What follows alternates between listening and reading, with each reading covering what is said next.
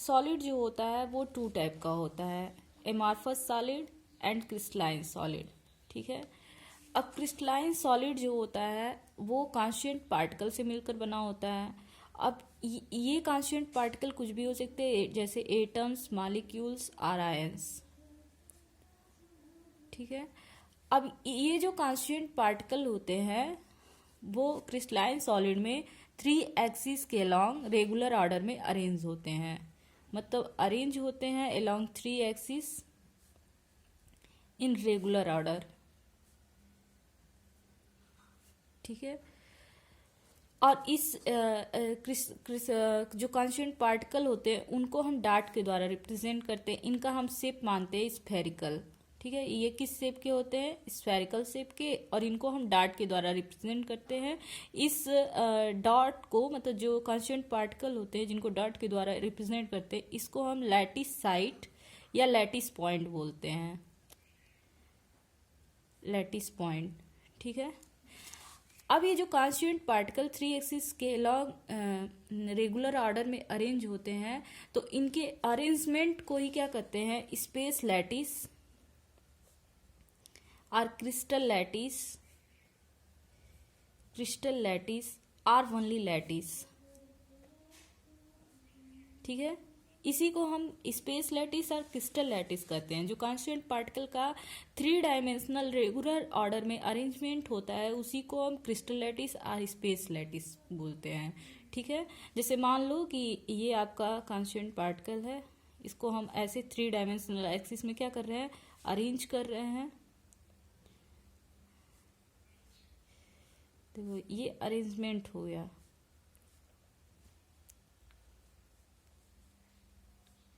ऐसे अरेंज कर रहे हैं। ठीक है ना। तो इस अरेंजमेंट को क्या कहते हैं? स्पेस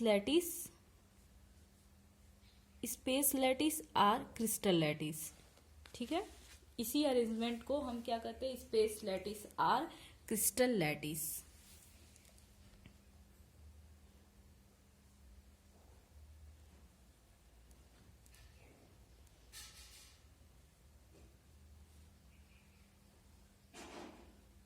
अभी ऐसे मिला देंगे तो क्यूब का फॉर्मेशन हो जाएगा। अभी इसका हम फिगर आपको दिखा देंगे कि ये कैसे बनता है। फिलहाल यही जो अरेंजमेंट होता है ना, इसको हम क्या कहते हैं? स्पेस लैटिस और क्रिस्टल लैटिस। देखिए जैसे इसमें बनाया हुआ है, ये देखिए ये बनाया है ना, ये कांस्टेंट पार्टिकल जो पॉइंट पॉइंट आपको दिख रहा है, ये यूनिट बार बार रिपीट कर रहा है, जिससे इस कंप्लीट क्रिस्टल का प्रिपरेशन हुआ है। ये पूरे इस जो बार बार 3 डायमेंशन में रेगुलर ऑर्डर में अरेंज हुआ है, तो इससे जो ये जो शेप मिला है इसको हम क्रिस्टल लैटिस और स्पेस लैटिस कहते हैं। ठीक है।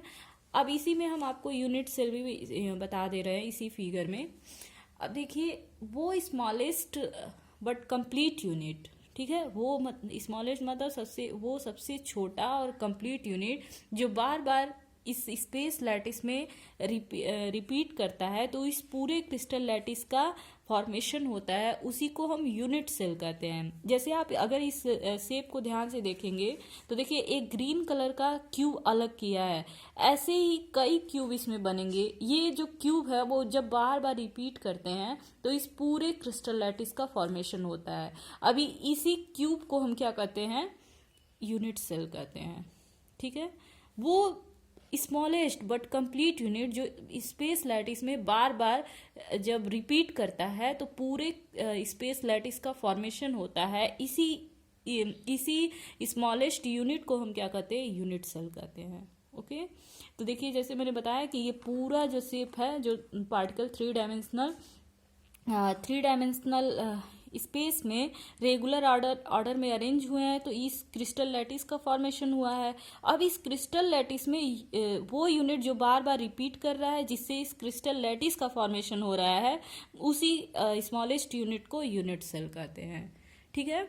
अब यूनिट सेल के 2 पैरामीटर होते हैं जिनके द्वारा हम इनको कैरेक्टराइज कर सकते हैं। यूनिट सेल के 2 पैरामीटर होते हैं जिनके द्वारा हम यूनिट सेल को कैरेक्टराइज कर सकते हैं। ये है आपका एजेस और एज लेंथ, और दूसरा है आपका पहला पैरामीटर है एजेस आर एज लेंथ और दूसरा पैरामीटर है एंगल्स बिटवीन द एजेस।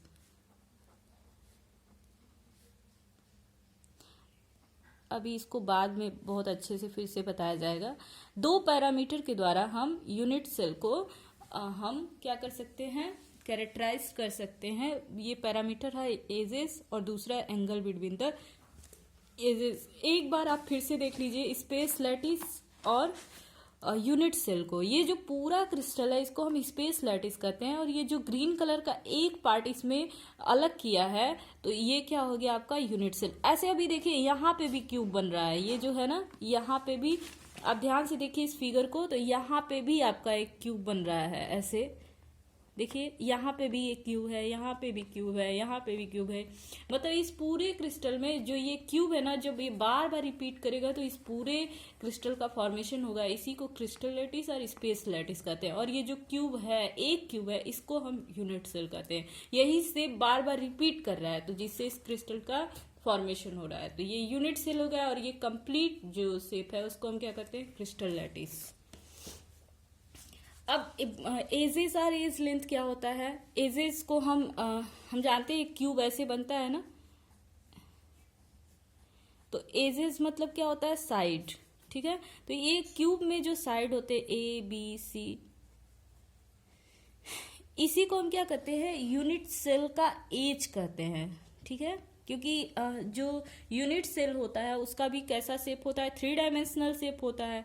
तो अब मान लो अगर edges A is equal to B is equal to C हो, alpha is equal to beta is equal to gamma हो, एंगल को अल्फा बीटा गामा से रिप्रेजेंट करते हैं। एंगल क्या होता है, दो एज के बीच का जो एंगल होता है उसी को हम एंगल कहते हैं, और इसको अल्फा बीटा गामा से रिप्रेजेंट करते हैं, अल्फा बीटा और गामा। ठीक है, तो अब इन साइड का लेंथ जो है वो तीनों साइड का लेंथ इक्वल है कि नहीं है, तीनों एंगल में कौन सा एंगल एक दूसरे के इक्वल है या तीनों एंगल एक दूसरे के इक्वल हैं, इस बेसिस पे यूनिट सेल कई टाइप का होता है, वो आगे आपको बताया जाएगा। ठीक है, अब उसी को हम ब्रेवियस लैटिस भी कहते हैं। आगे आपको अभी ये बताया जाएगा कि एज लेंथ के बेसिस पे जो यूनिट सेल का जो शेप होता है ना वो अलग अलग होता है।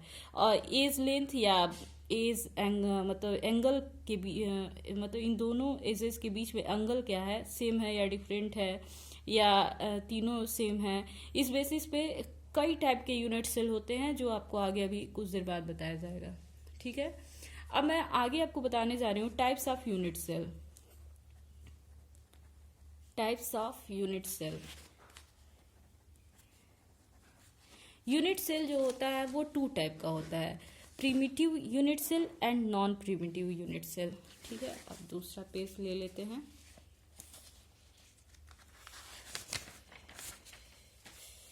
यूनिट सेल जो होता है वो 2 टाइप का होता है। टाइप्स ऑफ यूनिट सेल में हम बात कर रहे हैं। प्रिमिटिव पहला होता है प्रिमिटिव यूनिट सेल, और दूसरा है आपका non primitive unit cell. Non primitive unit cell और इसी को सेंटर्ड यूनिट सेल भी कहते हैं। ठीक है, नॉन प्रिमिटिव यूनिट सेल और इसी को क्या कहते हैं, और सेंटर्ड यूनिट सेल। ठीक है, आया समझ में, सेंटर्ड यूनिट सेल। और इसको सिंपल यूनिट, प्रिमिटिव को क्या कहते हैं, और simple unit cell. Unit cell 2 type का होता है, प्रिमिटिव यूनिट सेल और सिंपल यूनिट सेल, और दूसरा है नॉन प्रिमिटिव यूनिट सेल और सेंटर्ड यूनिट सेल। ठीक है, अब जो सिंपल या प्रिमिटिव यूनिट सेल होते हैं इनमें जो पार्टिकल्स होते हैं वो only along the corner arrange होते हैं। कहाँ पे ओनली होते हैं, ओनली एट कॉर्नर होते हैं। ठीक है, सिंपल या प्रिमिटिव यूनिट सेल में जो आपका पार्टिकल है, कॉन्स्टिट्यूएंट पार्टिकल है, वो कहाँ पे होता है, ओनली कॉर्नर पे होता है। देखिए यूनिट सेल मैंने क्या बताया है, यूनिट सेल स्पेस लैटिस का एक पार्ट होता है, सबसे स्मॉलेस्ट पार्ट होता है जो बार बार रिपीट करता है। तो किसका फॉर्मेशन होता है, पूरे क्रिस्टल लैटिस का फॉर्मेशन होता है। अब इस यूनिट सेल में क्या होगा, पार्टिकल ही तो अरेंज होंगे, पार्टिकल कहाँ पे अरेंज हैं, ठीक है। तो यहाँ सिंपल जो यूनिट सेल होता है उसमें पार्टिकल कहाँ पे अरेंज होते हैं, वनली कॉर्नर पे अरेंज होते हैं, ठीक है ना। मतलब कहाँ पे पाए जाते हैं, only at corner, only at corners, ठीक है। जैसे मैं एक यूनिट सेल बना रही हूँ, यूनिट सेल को मैंने बताया है कि 3 डायमेंशनल शेप होता है, और ये किस शेप का होगा ये इस पे डिपेंड करता है कि इस यूनिट सेल में जो एज है उसका लेंथ क्या है और उन एज के बीच का एंगल क्या है, इस पे डिपेंड करता है। जैसे मान लो अगर तीनों जो एज है ए बी सी, इन तीनों का लेंथ क्या है, इक्वल है, मतलब A is equal to B is equal to C, और एंगल भी इक्वल है, alpha beta is equal to gamma, तो इसका जो शेप होगा ना वो क्यूबिक होगा। इस यूनिट सेल का शेप कैसा होगा, क्यूबिक। और क्यूबिक शेप है तो सिंपल यूनिट सेल अगर हमें दिखाना रहेगा तो सिंपल यूनिट सेल में जो पार्टिकल होते हैं, कॉन्स्टिट्यूएंट पार्टिकल, वो कहाँ पे अरेंज होते हैं, ओनली एट कॉर्नर। तो ये देखिए एट कॉर्नर अरेंज हो गए, ऐसे मैंने अरेंजमेंट दिखा दिया कि पार्टिकल ओनली किस पोजीशन पे होते हैं, कॉर्नर पे प्रेजेंट होते हैं, ठीक है। तो ये सिंपल या प्रिमिटिव यूनिट सेल हो गया। अगला देखिए नॉन प्रिमिटिव यूनिट सेल और सेंटर्ड यूनिट सेल। इसमें जो कांस्टेंट पार्टिकल होते हैं इस यूनिट सेल में, वो कॉर्नर के साथ साथ कुछ और पोजीशन पे भी अरेंज होते हैं, ठीक है ना। कॉर्नर पे भी प्रेजेंट होते हैं, और साथ साथ और भी मतलब यूनिट सेल के और भी पार्ट पे प्रेजेंट होते हैं, and also at some other part, and also at some other position, और पोजीशन पे भी अरेंज होते हैं, ठीक है। अब ये किस पोजीशन पे अरेंज है, इसके बेसिस पे नॉन प्रिमिटिव यूनिट सेल जो होता है या सेंटर्ड यूनिट सेल जो होता है फिर से 3 टाइप का हो जाता है। मतलब नॉन प्रिमिटिव यूनिट सेल या सेंटर्ड यूनिट सेल में जो पार्टिकल होते हैं वो कॉर्नर के साथ साथ यूनिट सेल के और दूसरे पोजीशन पर भी अरेंज होते हैं। अब इस बेसिस पे जो नॉन प्रिमिटिव यूनिट सेल होता है वो फर्दर 3 टाइप का होता है। पहला हो गया आपका फेस सेंटर्ड, दूसरा है आपका बॉडी सेंटर्ड, और तीसरा है इंड सेंटर्ड, ठीक है। अब फेस सेंटर्ड क्या होता है, मैंने बोला है कि इसमें कॉर्नर के साथ साथ यूनिट सेल के दूसरे पोजीशन पर भी पार्टिकल अरेंज होते हैं, ठीक है। तो फेस सेंटर्ड में क्या होता है, अब जैसे मैं यूनिट सेल को मैं क्यूबिक वाला ही ले लूँ जिसमें एंगल और जो एज का लेंथ है वो दोनों इक्वल है, तो जो यूनिट सेल का शेप आता है वो क्यूबिक आता है, तो मैं क्यूबिक का ही एग्जांपल ले रही हूँ। तो क्यूब में कितने फेस होते हैं, आप जानते हैं कि क्यूब में टोटल 6 फेस होते हैं।